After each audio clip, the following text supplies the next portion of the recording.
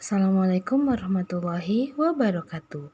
Hari ini kita akan mempelajari pelajaran sirah mengenai kerasulan Nabi Muhammad SAW. Kehidupan Nabi Muhammad SAW sebelum diangkat menjadi Rasul. Sejak Abdul Muthalib wafat, Nabi Muhammad SAW tinggal bersama pamannya yang bernama Abu Thalib dari beliau berusia 8 tahun hingga dewasa. Selama tinggal dengan Abu Thalib, Nabi Muhammad SAW mendapat banyak pengalaman dan pengetahuan seperti bekerja sebagai pengembala, pedagang, dan bergaul dengan masyarakat Quraisy.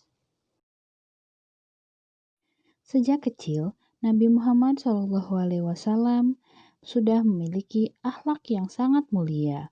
Beliau sabar, giat bekerja, jujur dalam segala hal, mandiri, sopan, dan lemah lembut.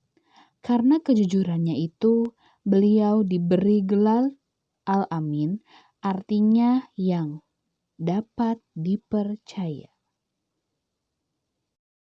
Ketika berusia 25 tahun, Nabi Muhammad SAW menikah dengan Khadijah binti Khuwailid, seorang pedagang kaya raya. Dari pernikahannya itu, beliau dikaruniai 2 orang anak laki-laki, yaitu Qasim dan Abdullah, serta 4 orang anak perempuan, yaitu Zainab, Ruqayyah, Ummu Kulsum, dan juga Fatimah. Kemudian, ketika Nabi Muhammad SAW berusia 35 tahun, beliau menyelesaikan perselisihan antar suku di Mekah yang saling berebut ingin meletakkan Hajar Aswad.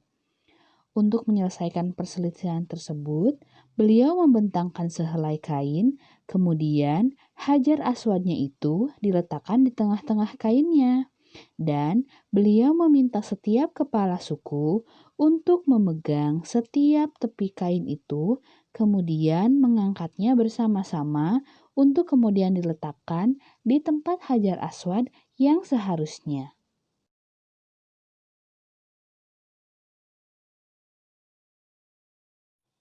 Kehidupan Nabi Muhammad SAW selanjutnya ialah tercatat ketika menjelang usia 40 tahun, beliau sering melakukan uzlah, yaitu berdiam diri di Gua Hiro untuk beribadah, memohon petunjuk dari Allah Subhanahu wa Ta'ala agar beliau dapat meluruskan kepercayaan dan memperbaiki akhlak bangsa Arab ketika itu.